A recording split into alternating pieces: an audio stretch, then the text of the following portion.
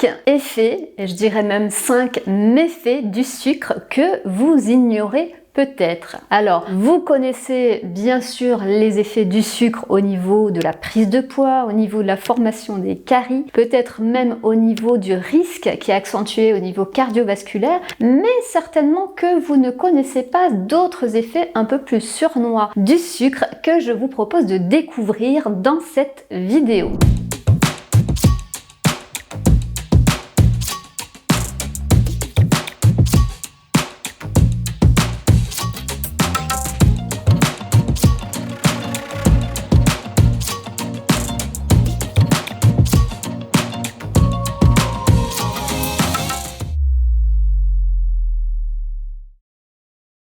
Alors bien sûr, comme je vous l'ai dit, le sucre, eh bien c'est nocif pour tout un tas de choses, pour notre santé, pour notre bien-être et pour notre silhouette. Mais eh bien le problème c'est que ça va au-delà de tout cela et je vous propose de découvrir donc 5 effets du sucre sur notre santé. Tout d'abord, il faut savoir que la consommation de sucre, alors je ne dis pas qu'il faut supprimer complètement le sucre, mais la consommation ou la surconsommation de sucre, eh bien ça accélère le processus de vieillissement général du corps et surtout de la peau. Alors comment ça se manifeste? Eh bien tout simplement, il va y avoir une tendance au niveau de la peau, du derme, au relâchement cutané et à la formation de rides. Donc ce n'est pas forcément le tabac, l'alcool qui est toujours en cause, c'est parfois aussi la surconsommation de sucre. Alors qu'est-ce qui se passe d'un point de vue donc physique? Eh bien tout simplement, il faut se dire que le derme est pas particulièrement fragile, particulièrement sensible au phénomène de glycation. La glycation, c'est une réaction entre les protéines et les sucres. Quand on consomme trop de sucre, eh bien, il y a certaines réactions qu'on appelle les réactions de Maillard que vous pouvez observer vous-même dans votre cuisine quand vous faites griller du pain, quand vous faites griller une viande,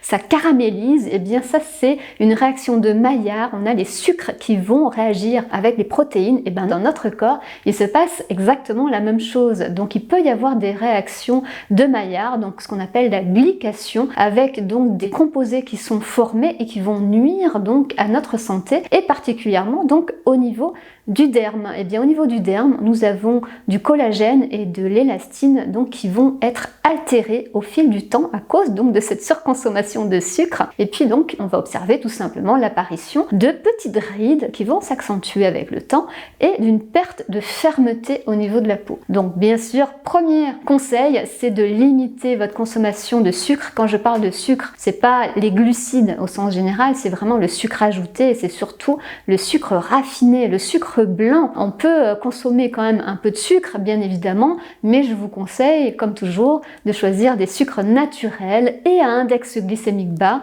parce qu'ils ont moins d'effets nocifs pour notre santé. Donc, consommation raisonnée, modérée et de bons sucres qui ont peu d'impact sur notre santé, peu d'impact négatif. Donc, si vous voulez en savoir plus sur cette alimentation donc à index glycémique bas, c'est ce que j'appelle index glycémique bas, c'est peu d'impact sur le taux de sucre sanguin. Vous verrez qu'il y a plein d'effets positifs quand on adopte cette alimentation. Et bien, je vous invite à télécharger mon e-book, mon guide nutrition. Vous allez y retrouver une semaine de menu avec des recettes succulentes, gourmandes, à IG bas, donc saines et gourmandes que vous allez pouvoir consommer au quotidien. Pour télécharger ce guide, eh bien, regardez dans la description de cette vidéo, vous y trouverez le lien de téléchargement. Donc, je reviens à mes méfaits du sucre. Donc, premier méfait, eh bien, pour le vieillissement de la peau, une accélération du processus du vieillissement. Donc, encore une fois, essayez de limiter votre consommation de sucre. Deuxième effet du sucre, peut-être que vous ne connaissez pas ça, le sucre est acidifiant. Alors, qu'est-ce que ça veut dire ça? Vous allez me dire, ben non, c'est pas du tout acide. Le citron, c'est acide. Oui, les tomates sont acides, mais le sucre n'est pas acide. Je ne vous parle pas du goût sucré, je vous parle de l'effet, ce que libère le sucre dans l'organisme. Et je vous dis qu'en fait, il y a des aliments qui sont plutôt alcalinisants, qui ont tendance à alcaliniser l'organisme une fois qu'ils sont absorbés et digérés, et d'autres qui sont plutôt acidifiants pour l'organisme. Eh bien, le sucre fait partie de la la deuxième catégorie. Et le problème, c'est que cette acidification de l'organisme, elle va poser certains problèmes et notamment, elle va augmenter les inflammations dans l'organisme. Et puis après, vous savez, quand on a un état inflammatoire chronique, on peut avoir des tas de problèmes de santé, dont par exemple les douleurs inflammatoires au niveau des articulations. Vous savez, avec l'âge, on commence à avoir un petit peu mal partout. Parfois, on parle d'arthrose, on se dit que bon, j'ai de l'arthrose, etc. Mais c'est peut-être pas l'arthrose, tout simplement, c'est peut-être un état inflammatoire chronique. C'est vrai que les articulations sont particulièrement sensibles. Faites le test peut-être de réduire, voire de supprimer vos apports en sucre ajouté pendant quelques temps pour voir un petit peu est-ce que ça s'améliore. Donc attention aux excès de sucre, comme toujours, pour réduire l'état inflammatoire dans l'organisme. Vous verrez que ça va aller beaucoup mieux. Le troisième méfait du sucre sur l'organisme, c'est qu'il peut avoir un effet aussi délétère que l'alcool au niveau du foie. Vous savez, on parle parfois des cirrhoses de nature alcoolique. C'est vrai que l'alcool peut vraiment altérer le foie jusqu'à la cirrhose, qui est la destruction donc des cellules du foie. Le sucre, il existe des fibroses, des stéatoses non alcooliques qui sont dues à une mauvaise alimentation et en particulier un excès de consommation de sucre. Alors, comment ça se passe? Le sucre, c'est du saccharose, sucre blanc en tout cas, c'est du saccharose, et le saccharose, il est composé de glucose et de fructose. Donc le fructose, c'est un sucre qu'on va retrouver également dans le miel et dans les fruits, qui n'est pas assimilé de la même façon que les autres sucres. Le fructose, il est assimilé au niveau du foie, donc il est acheminé au niveau du foie et il est traité au niveau du foie. Le problème, c'est que quand on consomme trop de sucre, donc trop de saccharose, ça libère trop de fructose qui est acheminé au niveau du foie, et quand le foie il a trop de fructose, il va transformer le fructose en acide gras, et c'est là qu'on commence à avoir un problème de fibrose, d'évolution des cellules du foie, et on peut avoir un foie qui devient de plus en plus gras à cause de ces acides gras, tout simplement, qui s'accumulent dans le foie. Donc attention encore une fois à votre consommation de sucre. Alors parfois on me dit oui, c'est pour ça qu'il ne faut pas consommer de sirop d'agave, trop de fruits, etc.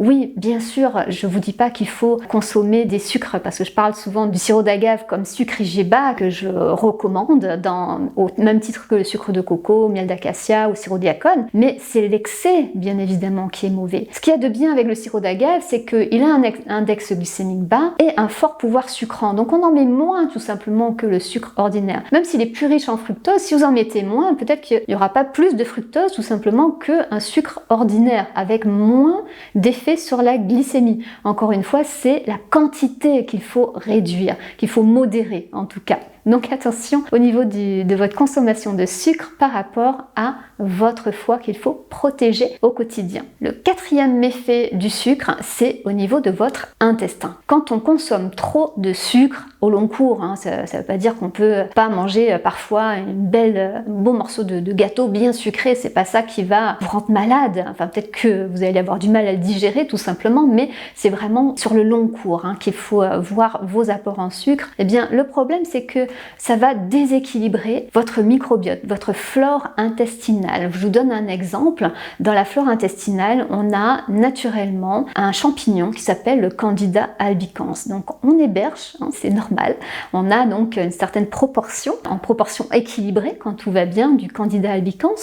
Quand on consomme trop de sucre, ça va nourrir davantage ce Candida albicans qui va se mettre à se développer et à proliférer. Donc il y a chez certaines personnes un Candida albicans qui est beaucoup trop développé. Et ça va poser des problèmes généraux. Ça peut augmenter l'inflammation au niveau donc de l'intestin, ça peut créer des envies de sucre, ça peut provoquer même des dépressions, des troubles de l'humeur, donc des problèmes assez graves à cause d'un déséquilibre du microbiote, d'un développement du Candida albicans à cause de la consommation excessive de sucre. Et le cinquième méfait d'un excès de consommation de sucre, c'est au niveau de l'humeur, du bien-être, du cerveau tout simplement, donc de la mémoire, de la concentration, parce que le sucre a un effet aussi à ce niveau-là. Déjà, ce qu'il faut savoir, c'est que quand on consomme du sucre, donc je vous ai dit que c'est un aliment aliment à index glycémique élevé, ça fait monter la glycémie. On sécrète de l'insuline pour faire rentrer ce sucre dans les cellules et la glycémie, hop, elle redescend un peu trop. Là, qu'est-ce qui se passe? On a ce qu'on appelle une hypoglycémie réactionnelle. Et quand on a cet état-là, quand on est en hypoglycémie réactionnelle, eh bien on ne se sent pas bien. On a un petit coup de mou, on perd de l'énergie, on a du mal à se concentrer. Donc c'est vraiment un problème au niveau du cerveau. Le cerveau est pas bien irrigué tout simplement en sucre parce qu'il en manque dans le sang. Donc premier effet au niveau cérébral. Deuxième effet, vous savez, quand on consomme du sucre, on sécrète de la dopamine. La dopamine, c'est une des hormones du bien-être, mais c'est souvent un problème addictif, c'est-à-dire que plus on consomme du sucre, plus on sécrète de la dopamine et plus on a besoin de manger du sucre pour continuer à sécréter cette dopamine. Donc il y a un phénomène d'addiction, d'accoutumance qui fait qu'on recherche de plus en plus le plaisir avec le sucre et on est obligé d'augmenter les doses de plus en plus. Autre effet, c'est que je vous ai dit que le sucre perturbe le microbiote et vous savez que c'est au niveau donc de l'intestin que est sécrété plus de 80% de la sérotonine, qui est une autre hormone du bien-être. Donc forcément, si c'est perturbé dans l'intestin, il risque d'y avoir des perturbations au niveau de la sécrétion de la sérotonine. Donc tout ça fait que, on se sent pas très bien au quotidien. On est de mauvaise humeur, on est un petit peu déprimé, il peut y avoir même des problèmes de dépression, donc des troubles graves de l'humeur à cause de cette surconsommation de sucre. Voilà donc pour les méfaits du sucre sur l'organisme. Donc je récapitule: au niveau du vieillissement de la peau, au niveau des inflammations globales dans l'organisme, au niveau donc de votre foie, au niveau du microbiote et sur votre humeur. Donc j'espère que vous avez retenu qu'il ne s'agit pas de supprimer complètement le sucre. Le sucre fait partie des petits plaisirs tout simplement de notre alimentation. On ne mange pas uniquement pour se nourrir, on mange aussi pour se socialiser et pour se faire plaisir. Donc je vous encourage à réduire tout simplement votre consommation de sucre si celle-ci